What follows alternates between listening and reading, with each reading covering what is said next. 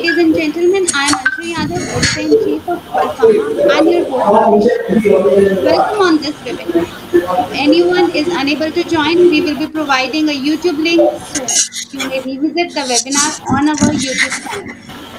As you all are aware that the COVID-19 pandemic has infected millions and killed more than 4 lakh people by June 2020, with huge economic crisis globally. The pharmaceutical industry is no exception to the economic threat, despite its activities being more important than ever. The production of raw material and API has stalled. The pharmaceutical industry is experiencing a global supply chain disruption. The pharma companies are working globally to combat COVID-19. Many across the industry have been highly responsive during this pandemic. Therefore, there are significant global efforts underway to diagnose, treat, and prevent infection from the virus.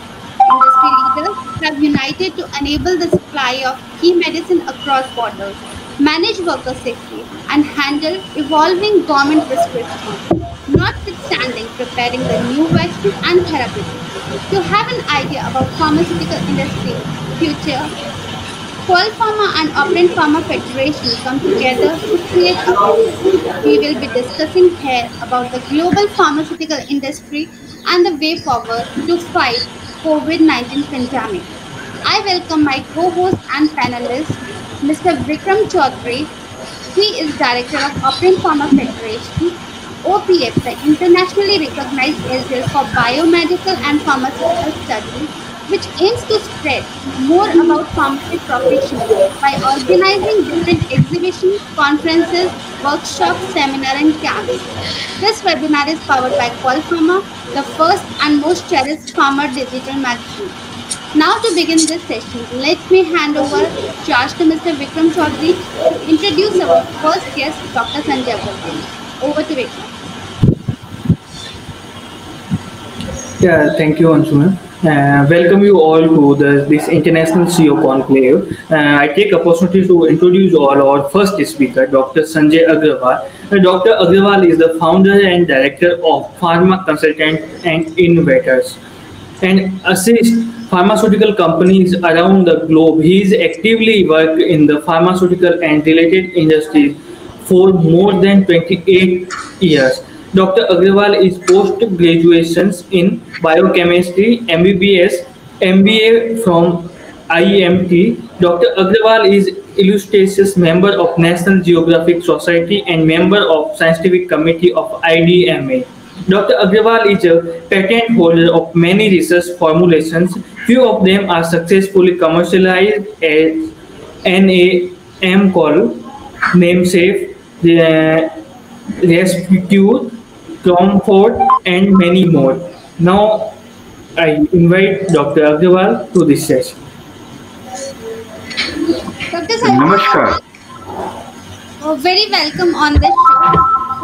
Dr. Agarwal, India is a leading exporter of generic drug and supplies. Almost half of the generic drug needs in US is done by India. As India's exports stop, the US is experiencing a supply shortage. What do you think the status of API in India after COVID-19? Namaskar. I am very thankful to Operant Pharmacy Federation, to Mr. Vikram, and Quil Pharma Editor-in-Chief Anshu Yadav, and they have invited me for this panel discussion on a very interesting topic that after COVID-19, there are a lot of complications, a lot of simplification will be there. As you asked me a question which is more related to industry today, that the effect of COVID-19 on the API. The India should create an ecosystem for manufacturing our own API.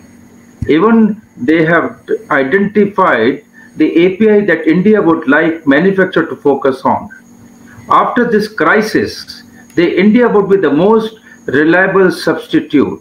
According to sources, the Indian government has set aside $1.2 billion for pharma industry to shift country away from China. There are several claims that due to this crisis, China is not being able to maintain its position as the world's largest manufacturing hub. The COVID-19 outbreak has already created major problem in supply chain, and all of them have manufacturing facility with approval of US FDA. As per the report, the India API market will grow at 10.67% in the next 3 years. As such, the API market in last few years, it was declined. But after this COVID-19, I think we will going to dominate at international level. And our growth rate in API business will be in double digit. As such, the pharmaceutical after the COVID-19, the finished goods I'm talking, they are declined. They are not so much aggressively improving. But after the COVID-19, definitely the API market and even the finished good market, the growth will be in double digit. Thank you. Thank you, sir. The global active pharmaceutical ingredient market is predicted to reach almost 240 billions by 2024 before COVID-19. It was I think predicted in January 2019. What will be the status of API business at global level in future? In coming years, China will not be able to hold their position as a leader in the API market. Indian government has started looking into the expansion of API market post COVID-19 outbreak. The India will be the hub of API supply for the global market in future. The government has a new policy improving IP system and manufacturing process, available natural resources, cheap manpower, advanced technology, support of several countries around the globe is going to create a new health system for the setup of manufacturing API in India.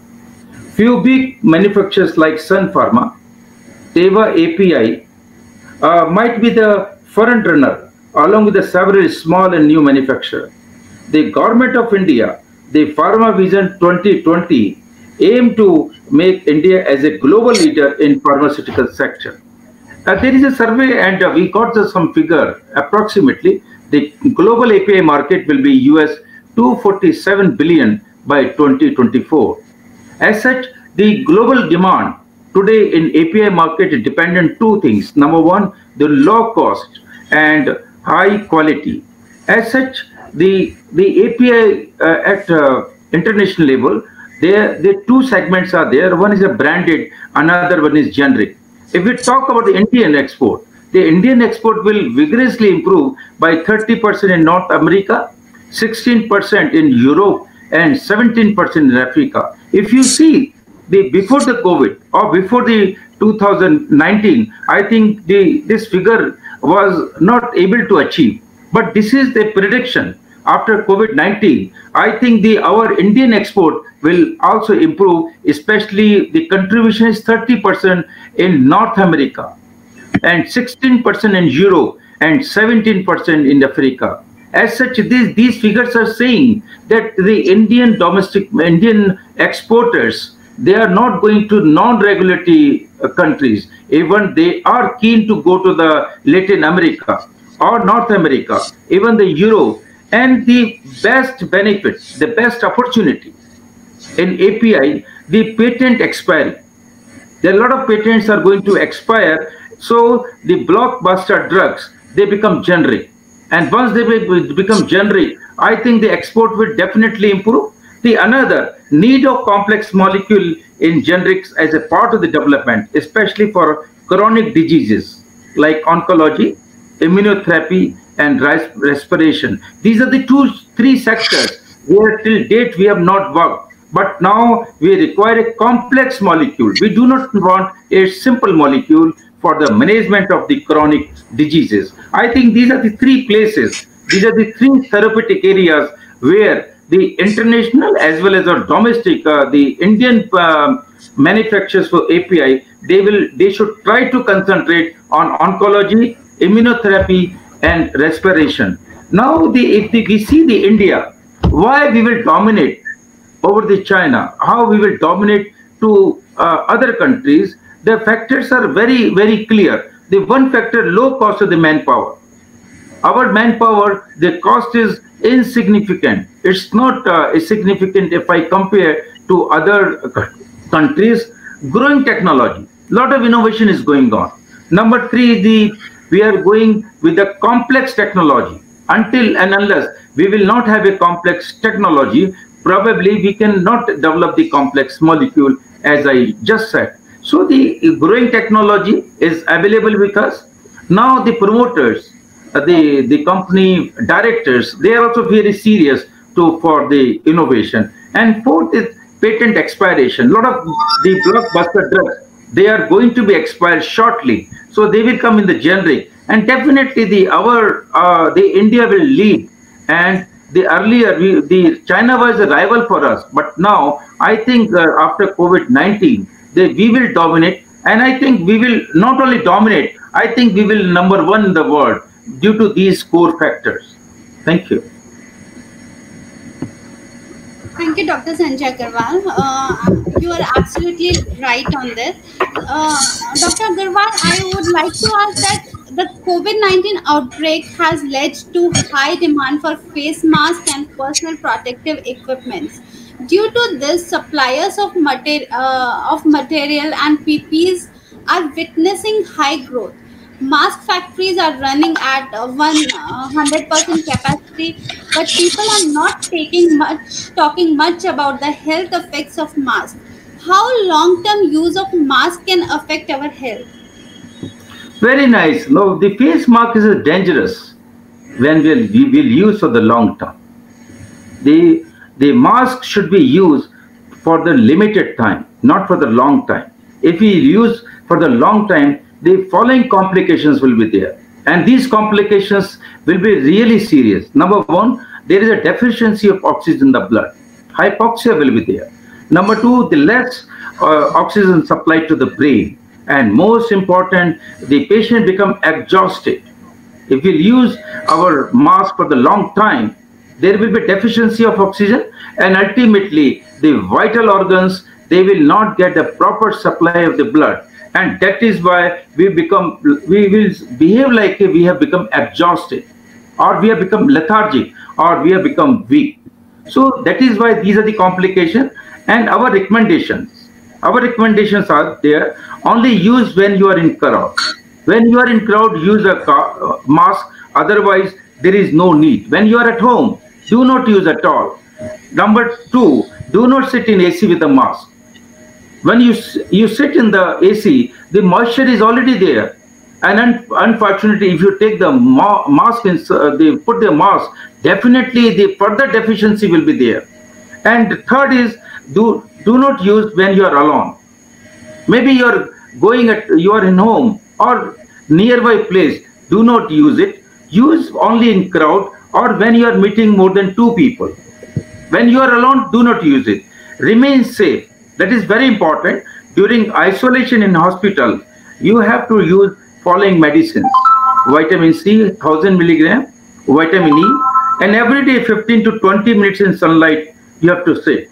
And when you sit in the sunlight should be early in the morning when the sun is going to rise. I think that time the ultraviolet rays is more effective, and your face should not be towards the sun. Your back part should be towards the sun. So the surface area will be more exposure will be there, more absorption will be there, and then the patient will have, or general person will have, more amount of the vitamin D. And the sleeping hours should not be less than 8 to 10 hours. It's very important. Drink at least 2 to 5 liter water every day. Take hot and lunch and dinner, and these all factors will improve your body immunity. The coronavirus pH is 5.5 to 8.5, so you should maintain your body pH alkaline, not acidic. This is a very contradictory statement by the many people, but there is no contradiction. It's no contraindicated. Our bodies always require alkaline, and fortunately, the coronavirus will not be survived. Number one, in the high temperature. Number two, when the alkaline medium is there, because his pH, the virus pH range is 5.5 to 8.5. So definitely, when your body will be alkaline, I think this virus will not have an effect on your body. The coronavirus, so we should always maintain the alkalinity in our body by using the certain products like the green label, that the green lemon will give you 9.9 pH, yellow lemon will give you 8.2 pH, garlic will give you 13.2 pH. That is why most of the time in the discussion we highlight, use the garlic, and then mango. Now the time has come, a lot of the varieties are available. Most of the variety have the same pH 8.7, and pineapple 12.7 pH, orange is 9.2 pH. There are certain questions which received from the people who have in their idea that lemon is acidic or mango is acidic when you consume it. But after the metabolism, they will change their pH, and the pH will be more than 7. It will be, if you see the green lemon, which has a 9.9. When you talk the yellow, it has 8.2. Mango is 8.7. Pineapple is 12.7, and orange is 9.2. All these fruits, which are available fortunately in this season, the patient or ourselves also should use it. And those patients are affected with coronavirus. The symptoms are very clean and clear, that his throat should be little dry. There will be dry cough without any mucus. High temperature. The temperature will shoot by 101 degrees centigrade or more than that. And respiratory distress, difficult in breathing. Because the coronavirus, ultimately, it is going to damage my lower part of the lungs. Lower part of the lungs means alveoli. So once the alveoli get affected, it will be very difficult to breathe by patient. And loss of smell. We will not have a proper smell sense. We will feel there is no smell. And taste. Whatever you will take, you will not have the taste, because taste buds are already being inhibited by this coronavirus. So what is the best remedy? Use hot water with lemon, and so it will destroy the coronavirus till it will reach to lungs. This is the best remedy. Use the hot water, at least 2.5 liter every day, along with the lemon. So as such, as soon as you will drink the hot water with lemon, and it will go from throat to the lungs, in the transit, most of the coronavirus will get damaged. It will be inhibited, and you can live your wonderful life. Thank you. Thank you, Dr. Sanjay Agarwal. What do you think? What is the solution? What is the cure of this coronavirus? Is plasma therapy the effective solution, or any vaccine is? We can hope for any vaccine to come. As such, many times we have spoken to the media also. Number one, we should try to understand, from the basics. Before I say, the vaccine is very difficult. Very difficult. It's not going to come in the short period. It will take more than a year. Many companies are claiming that vaccines are on initial stage, or this phase has come. But I have full doubt, because after the interaction with many companies, they are not able to give us any data. Even the preclinical trials, they have not conducted. They have not started. The reason is very simple, because coronavirus will go from one human to another human. It is being generated in a human. Now it never go to the animal, and animal will not going to affect us. So the transaction will be only the human to human.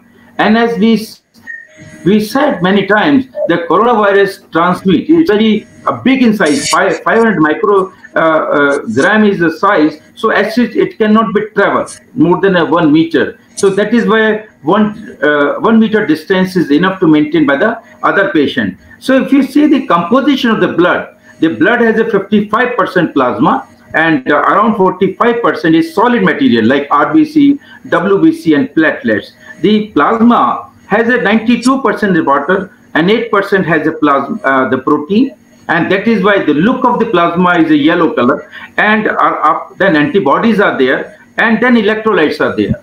So normally, the basic role of the plasma is very simple. That plasma carries the all toxic material to the liver and to the kidney, and it goes out. And so when you are taking the plasma from the recovered patient, recovered, and if you infuse this plasma, which you have extracted or you have taken from the healthy, from the recovered patient of coronavirus, so it has already the antibodies, it has the antibodies against the coronavirus. And when you are going to infuse in the patient who is a severe stage, I'm sure he will be recovered, he will respond well. As such, plasma itself is a vaccine.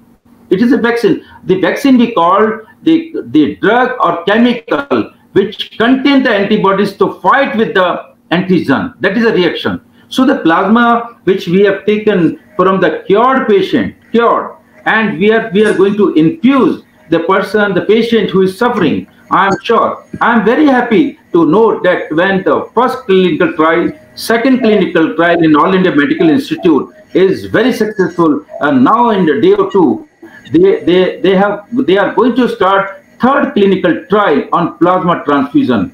I remember around 20 days back when the 6 patients were there in AIMS, and they have transfused this plasma of the recovered patient. All 6 patients were recovered. It is already in the record.